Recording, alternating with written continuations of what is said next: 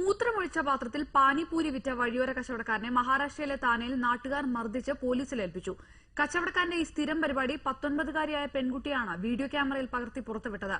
മൂത്രമൊഴിക്കാൻ സ്ഥലമില്ലാത്തതിനാലാണ് ഇങ്ങനെ ചെയ്തതെന്ന് കച്ചവടക്കാരൻ പോലീസിനോട് പറഞ്ഞു.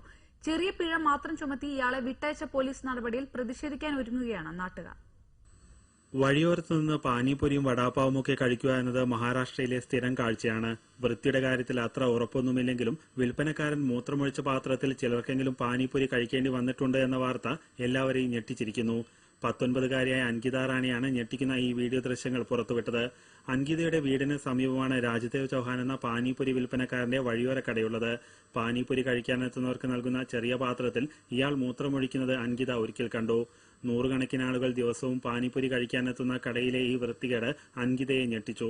ഇക്കാര്യം വീട്ടുകാരോടും കൂട്ടുകാരോടും പറഞ്ഞപ്പോൾ ആരും വിശ്വസിക്കുന്നില്ല. അങ്ങനെയാണ് 59-കാരനായ കടക്കാരന്റെ അറപ്പുളവാക്കുന്ന ഈ സ്വഭാവം അൻകിത വീഡിയോ ക്യാമറയിൽ പകർത്തിയത്. ഈ ദൃശ്യം കണ്ടു ഞെട്ടിയ നാട്ടുകാർ ചൌഹാനെ നന്നായി കൈകാര്യം ചെയ്തു. പിന്നീടാണ് പോലീസിന് കൈമാറിയത്. പോലീസിനോട് ചൌഹാൻ കുറ്റസമ്മതം നടത്തി.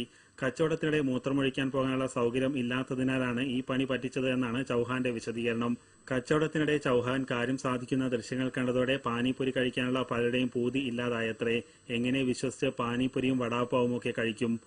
1200 രൂപയുടെ പിഴ മാത്രം ഈടാക്കി ചൌഹാനെ പോലീസ് വിട്ടയച്ചതും ഇവരെ ആശ്ചര്യപ്പെടുത്തുന്നു. അനൂപ് രാധാകൃഷ്ണൻ, ഏഷ്യാനെറ്റ് ന്യൂസ്, മുംബൈ.